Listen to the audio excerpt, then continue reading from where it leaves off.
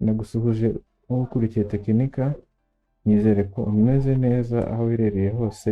Turi kukugezaho isomo rikwigisha JavaScript. Ubushize twari twize kugenzura niba condition yabaye true tukagira icyo dukora, cyangwa se condition yabaye false nabwo tukagira icyo dukora, ndetse no gukoresha condition zirenze imwe twakoresheje if, else, if na else. Byose twari twabikoresheje muri video iheruka. Kuri iyi nshuro tugiye kwiga uko wakora biriya nanone ukoresheje ubundi buryo.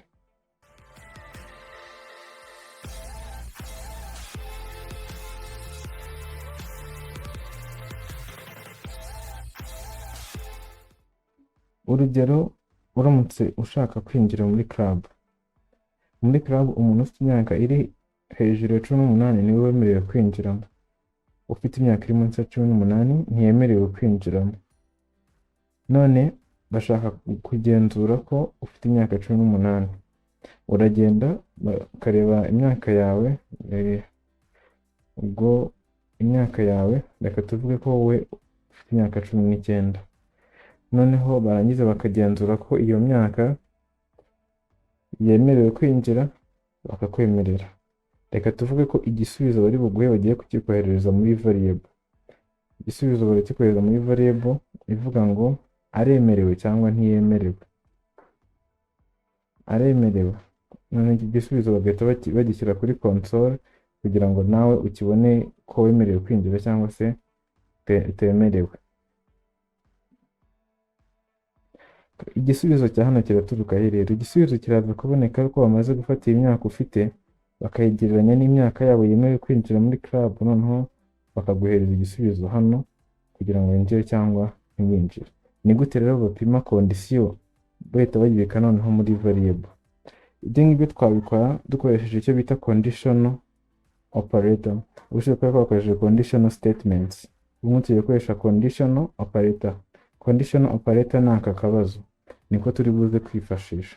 Reka mbere uko byandika, ubanza gushyiraho condition.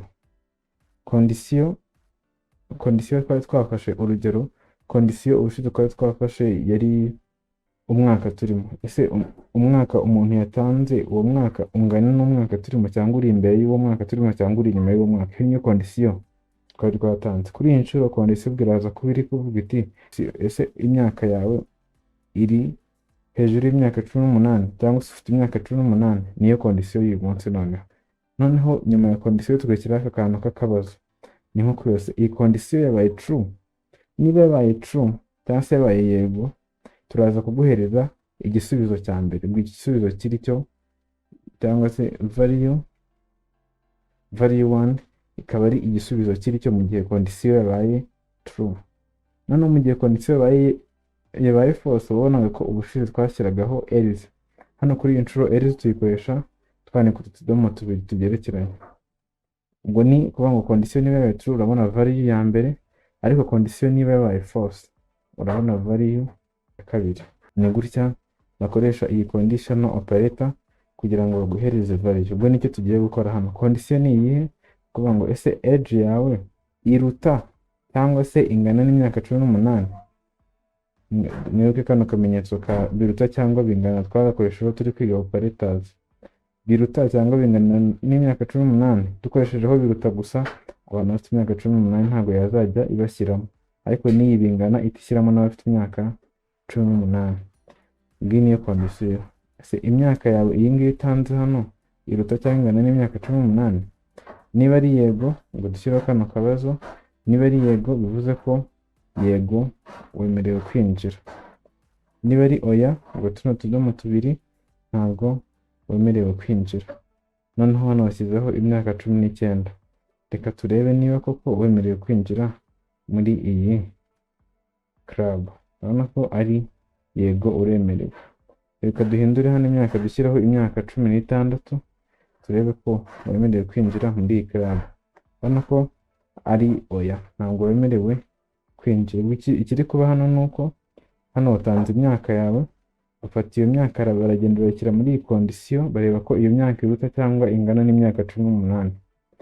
Noneho babonye igisubizo ari yego, iyi checking niba ari true bashyiraho yego uremerewe.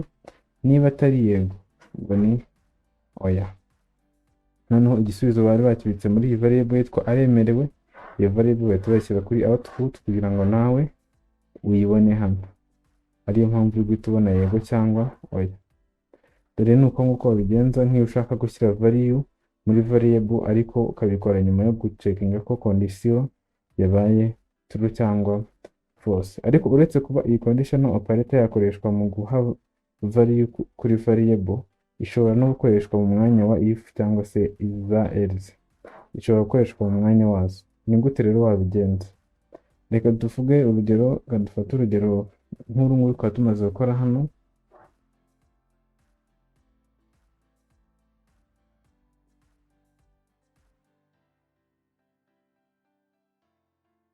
Imyaka niyi twatanze hano hejuru, tugiye kuyireba ubwo hano iyi ngiyi reka twari kuyikomentinga, urabona ko ari condition zitandukanye. Hano twarebaga niba wemerewe kwinjira muri club, hano turi kureba niba wemerewe gushyingirwa. Ubwo hano iyi ngiyi iraza kureba irebe niba imyaka yawe iri hejuru ya 21, niba iri hejuru ya 21 ikubwire ko wemerewe gushyingirwa, niba irimo utageze ku myaka 21 ikubwire ko utemerewe gushyingirwa. Reka tubikore turebe.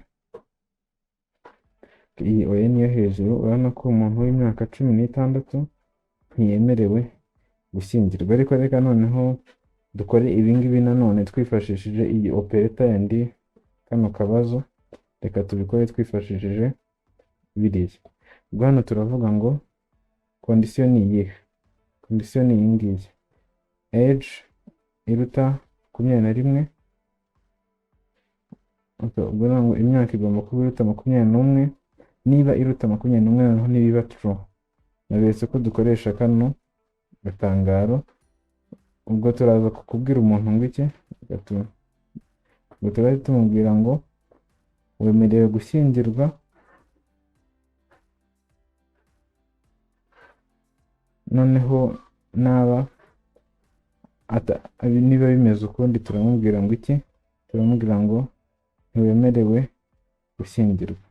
Reka na kano tugashyiraho hano, reka tubishyire ku murongo umwe bitaza kuba byinshi. Ubwo muri make icyo tuvuze ni iki, niba ufite imyaka iruta imyaka 21 turakubwira ko wemerewe gushyingirwa, ariko n'ubu utayifite turakubwira ko utemerewe gushyingirwa.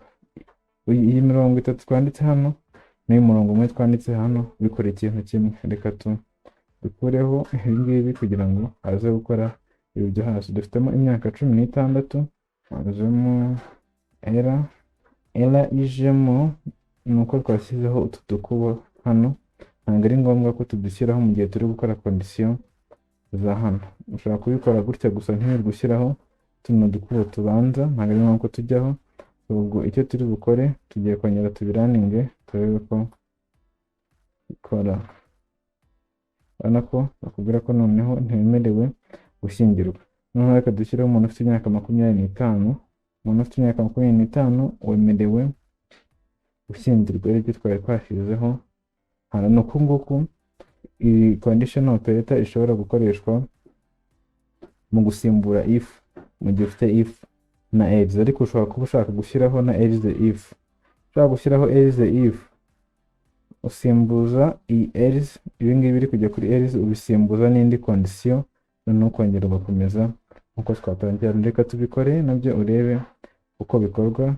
Noneho dushaka kuvuga ko umuntu urengeje imyaka 30 tumubwiye ko yatinze gushyingirwa. Reka turebe ngo no kuvuga ngo condition iraba iyi ngiyi. Reka dukopiye umurongo noneho tumanuke munsi. Turavuga ngo niba ufite imyaka iri hejuru y'imyaka 21 turakubwira ko wemerewe gushyingirwa, ariko nuba noneho tubashyiraho indi condition, age iri hejuru ya 30. Ubwo biragenda gute? Turashyiraho akandi kabazo, tugiye kumubwira ngo warakerewe, wakerewe gushyingirwa. Noneho hano nyuma twongere dushyireho twa tudomo tubiri twa age. Noneho undi we, ubwo undi utari hejuru y'imyaka 30 tumubwire ko we atemerewe gushyingirwa. Ikintu turi gukora hano ni iki, hano twashyizeho condition ya mbere ivuga ngo ufite imyaka 21 niba ufite imyaka 21 turakubwira ko wemerewe gushyingirwa. Noneho tujye kuri else, ariko kugira ngo dushyiremo ko statement imwe kuri else twashyizeho indi condition iri burebe ko ufite imyaka iri hejuru ya 30. Imyaka ye niba iri hejuru ya 30 bahita bakubwira wakerewe gushyingirwa. Noneho niba itari hejuru ya 30 ikaba itari hejuru ya 21 baraza kukubwira ibi ngibi. Noneho ubwo iyi ngiyi ni else y'inyuma. Noneho else y'inyuma nakubwira ko ntiwemerewe, ntabwo nabyujuje, ntiwemerewe gushyingirwa. urabona ko uramubwira ko wemerewe gushyingirwa kubera ko afite imyaka iri hejuru ya 25. Reka dushyireho umuntu ufite imyaka iri hejuru ya 30, imyaka 50, nawe baramubwira wemerewe gushyingirwa kubera ko iyi condition bari kuyicekinga bakareba ko ariyo. Noneho iyi else yindi ntibayicekinga, ariko basanze iyi ngiyi itariyo bahita baza gucekinga iyi ngiyi hano. Reka duhindure iyi ngiyi turebe ko uyu muntu ari munsi y'imyaka 21 kugira ngo turebe ko n'iyi ya kabiri bayicekinga. urabona uyu nguyu bahita bamubwira wakerewe gushyingirwa. Ukuntu bigenze noneho nuko iyi condition twaduvuze, noneho imyaka iri munsi ya 21 baramubwira ko yemerewe gushyingirwa. Ufite imyaka iri hejuru ya 30 bamubwira ko yakerewe. Undi ubwo no kuvuga ngo uri hagati ya 21 na 30 baramubwira ngo ntiyemerewe. Reka shyiremo umuntu ufite imyaka 25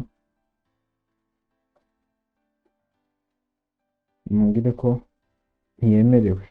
Impamvu mbihinduye nkagira umuntu uri munsi y'imyaka 21 kugira ngo iyi condition ya kabiri ibashe gukoreshwa, kubera ko uburyo dukoresha iki kimenyetso cya operator iki ngiki hano, iyi condition ya kabiri iri kuza gukoreshwa ari uko iya mbere itariyo gusa. Ni ukuvuga ngo hano ntabwo bimeze nka else if twabonye hejuru ko icekinga else if zose, ahubwo yo icekinga iza kureba hano muri iyi condition ya kabiri ari uko iya mbere itakunze gusa.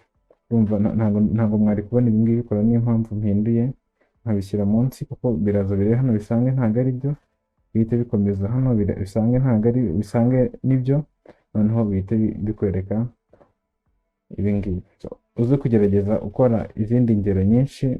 Nugira ikibazo ujye kuri website yacu techinika.com, ujye kuri iri somo rya JavaScript guhera kuri 0, noneho turaza kuguha ubundi bufasha waba ukeneye. Ni uku nguku twakoresha conditional operator aka kabazo mu gukora condition ngo twakoresheje if, else na else if.